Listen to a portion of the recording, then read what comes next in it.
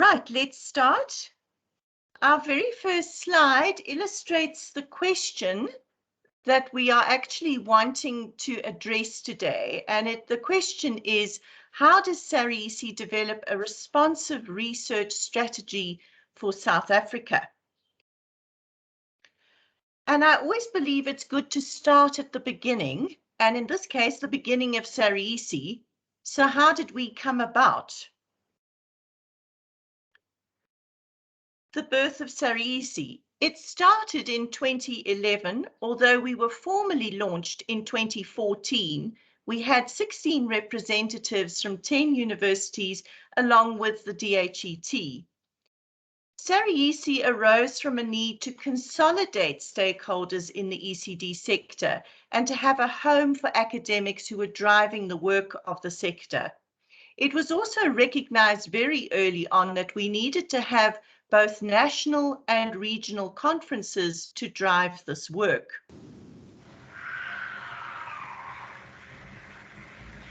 Somebody's got their mic on. Could I just ask that people stay muted whilst we present? Thank you so much.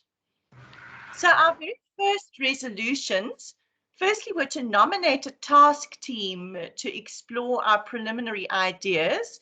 And here I would like to acknowledge Dr. Una Janse van Rensburg, who did this process early on at Northwest University, coordinating the process with 7 universities.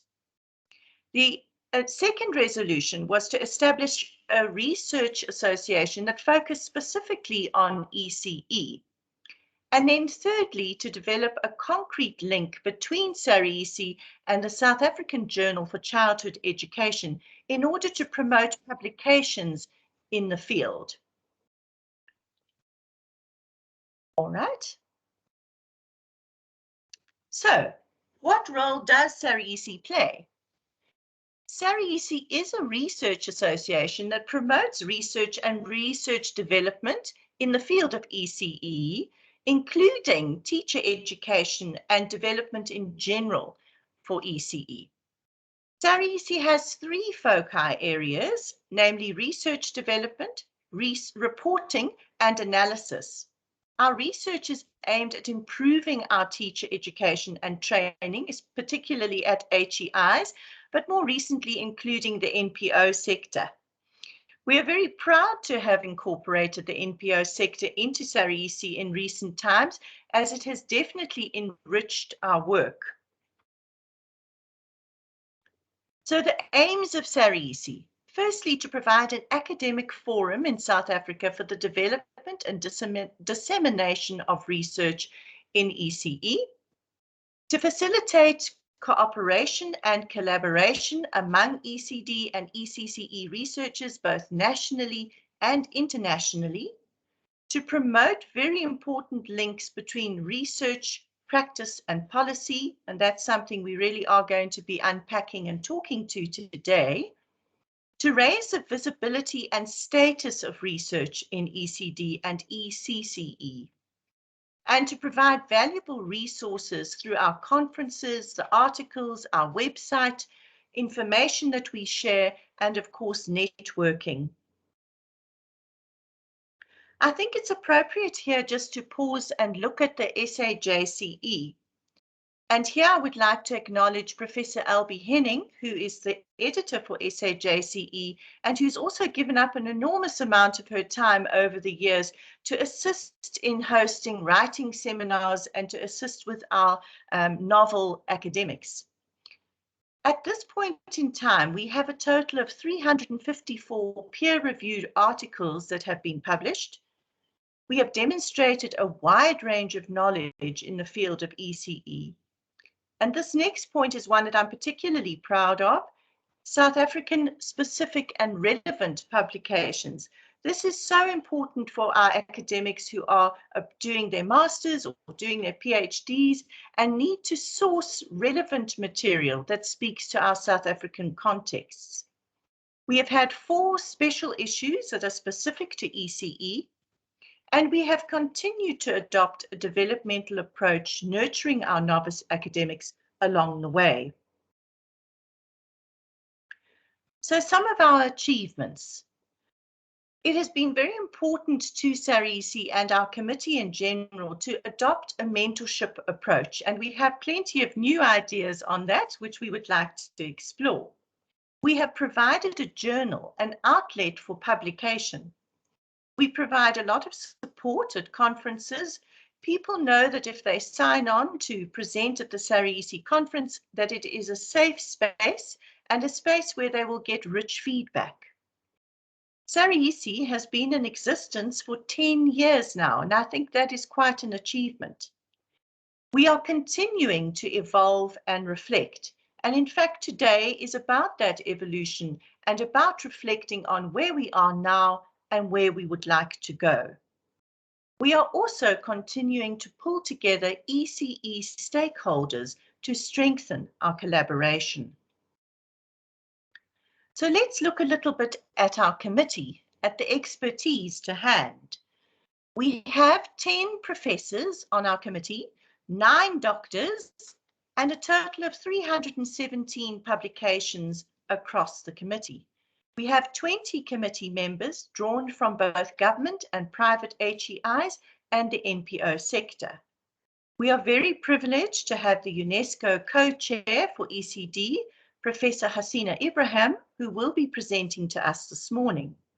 As mentioned before, we have the editor of the SAJCE, we have leaders in research, we have members from the Peace Project, we have leaders in transformative pedagogy, and here I'd like to acknowledge our deputy, Dr. Nasima Sheikh, who heads up this very important work. And across our committee, we have many curriculum developers and writers of training materials. So this brings me to a couple of questions we need to consider. Why are we having this meeting? This meeting evolved from our conference that we had, our national conference that we hosted in July, where we gained a lot of traction on a number of issues related to ECE. This made us feel that we needed to build on that traction rather than have what often happens with conferences, a buzz of excitement, then nothing happens until the next conference rolls around. We felt it was important to look at the interest that has been raised, especially special interest groups and the rich knowledge that was shared. So why are we asking the question, how does Saraece develop a responsive research strategy for South Africa? I think the key word here is responsive. Saraece would like to respond. We would like to continue to build on the research work that we have done and actually have an impact on policy and perhaps most importantly on practice. One of the things that came up as we were prepping for this meeting was our use of terminology. We have so many different acronyms in this discipline, and therefore we asked you to participate in the survey that we sent out so we can at least begin to get a common understanding of the acronyms that we do use, how we use them, and whether we should indeed change anything about that. So we felt that's a very good starting point. So where to now? We would like to widen our research agenda through our special interest groups and, as we are now starting to call them, research interest groups. And here I'd like to acknowledge another committee member, Dr. Linda Bosman, who's heading up this very valuable portfolio. So thank you, Linda, for the work you've done to date.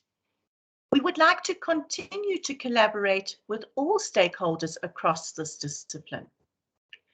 We are also looking at wanting to host more workshops, more developmental workshops across the year, and we need feedback on what sort of workshops would our members like to have. We would like to add to the resources on our website. Again, we need to know where are the gaps, what are the needs, how can we serve those needs. But perhaps most importantly, we would like to become the leading light for research in ECE.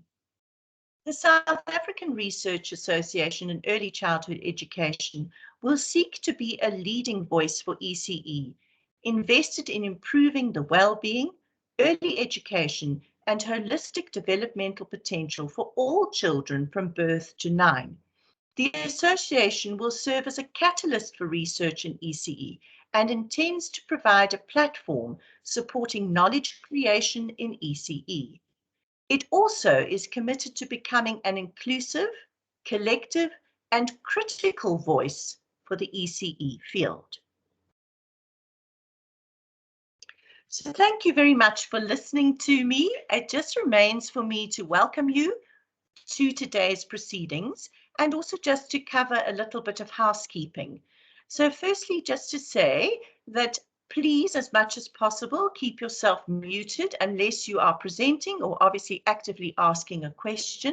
You are most welcome to type questions in the comment block and we will do our best to respond to those. And then also a little reminder to click on each link for each particular presentation. We're not just using this link that you're on at the moment. We have a different link for each presentation, and we've done our best to provide a 5-minute comfort break between presentations so people can grab a cup of coffee or whatever they might need to do. We are aware that it is a very full program, but I think we have some wonderful presentations ahead, and I would like to acknowledge all of our keynote speakers who have so kindly offered to give up their time. We really do appreciate what you're doing, and I think this is going to lead to some very rich discussion that we can build on and really develop the research in our field. Are there any questions at this point in time? I'm just checking the chat section. I'll just stop presenting as well so I can see if any hands are going up. Anything from, I see somebody's typing. Linda, you're saying, can we stay on this link? No, Linda, you need to look at your program and change to the next. I believe our next link is Professor Jonathan Jansen. So I will see you all on the other side on that link. Anything else from anybody else before we move to the next link? All good? All right, please click on the next link and we'll see you there. Thank you.